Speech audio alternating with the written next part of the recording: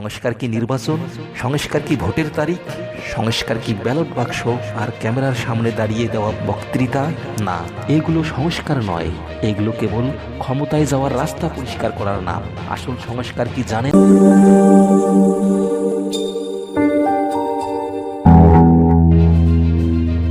বিসমিল্লাহির রহমানির রহিম। সম্মানিত উপস্থিতি ও প্রিয় ভাই বোনেরা, আসসালামু আলাইকুম। আমি একজন ক্ষুদ্র ও নগণ্য অতি সাধারণ মানুষ।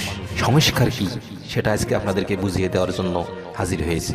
আমি আজ অনেক প্রশ্ন নিয়ে দাঁড়িয়েছি, একটা নয় অনেকগুলো প্রশ্ন, যেগুলোর উত্তর না পেলে এই দেশ কখনোই সভ্য হবে না। এ দেশ কবে সভ্য হবে? যে দেশে দিনের আলোয় দুপুরের রোদে হাদির মতো মেধাবী তরুণেরা গুলিবিদ্ধ হয়, সেই দেশে সভ্যতার সংখ্যা কি আমার বুঝে আসে না। আজকাল খুব সহজেই একটা শব্দ উচ্চারণ করা হয়, সংস্কার।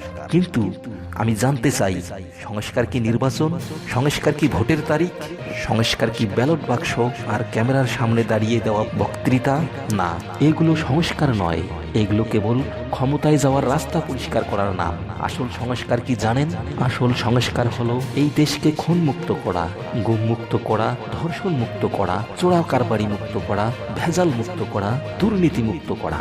সংস্কার মানে মানুষের জীবনের নিরাপত্তা, সংস্কার মানে মায়ের বুকে শান্তি, সংস্কার মানে বাবার ঘুম, সংস্কার মানে সন্তানের ভবিষ্যৎ। এক সময় ফখরুদ্দিন সাহেব এসেছিলেন, সংস্কারের সূত্র হাতে নিয়েছিলেন। সেদিন খুনিরা ভয় পেত, মাফিয়ারা চিন্তিত থাকত, দুর্নীতিবাজরা মাথা নিচু করে হাঁট। আজ কি হচ্ছে?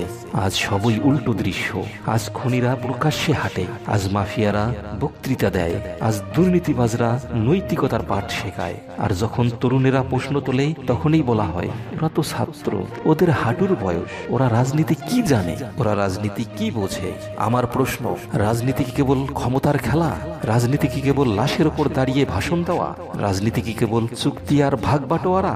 না, রাজনীতি মানে দায়িত্ব, রাজনীতি মানে মানুষের জীবনের নিরাপত্তা, রাজনীতি মানে ন্যায়ের পক্ষে দাঁড়ানো। ছাত্ররা যদি রাজনীতি না বুঝতো, তাহলে এত বড় বড় রাজনীতিবিদ আজও ভয় পেত না, দেশ ছেড়ে পালাতো না। যদি ছাত্ররা রাজনীতি না বুঝতো, তাহলে অপরাধীরা আজ এত স্বস্তিতে থাকতো না। ছাত্ররা মেধাবী বলেই, ছাত্ররা সচেতন বলেই আজও অনেক অপরাধী এই দেশে সসম্মানে আছে। কারণ তারা জানে এই তরুণেরা এখনো ধৈর্যের পরীক্ষা দিচ্ছে। কিন্তু আমি স্পষ্ট করে বলতে চাই, ধৈর্য মানে দুর্বলতা নয়, নীরবতা মানে অজ্ঞতা নয়। এই প্রজন্ম অন্যায় বোঝে, এই প্রজন্ম ভালো মন্দের পার্থক্য জানে, এই প্রজন্ম জানে কারা দেশকে ভালোবাসে আর কারা দেশকে ব্যবহার করে। আজ যারা তরুণদের তুচ্ছ করছেন, আজ যারা বলছেন এরা রাজনীতির কি বোঝে, তাদের উদ্দেশ্যে শুধু একটাই কথা, সাবধান, সাবধান, সাবধান। এদেরকে রাজনীতির নামে ভণ্ড রাজনীতি শেখাতে আসবেন না। যদি এরা ভণ্ড রাজনীতি শিখে, তাহলে পূর্বের মতো বড় বড় নেতাদেরকে যেখানে সেখানে পেটাবে, অলিতে গলিতে দুর্নীতিবাজদের লাশ পড়ে থাকবে। এদের ধৈর্যের বাঁধ ভাঙ্গার চেষ্টা করবেন না, কারণ ইতিহাস সাক্ষী, যে প্রজন্মকে অবহেলা করা হয়, যে প্রজন্মকে অপমান করা হয়, তারাই একদিন প্রশ্ন তোলে, আর সেই প্রশ্নের জবাব দিতে গিয়ে সবচেয়ে বেশি ঘাম ঝরে ক্ষমতাবানদের। এই প্রজন্ম উগ্র নয়, এই প্রজন্ম রক্ত চায় না, এই প্রজন্ম শুধু ন্যায় চায়। কিন্তু অন্যায়কে স্বাভাবিক বানাতে চাইলে সেটা এই প্রজন্ম মেনে নেবে না, এই প্রজন্ম মেনে নেবে না।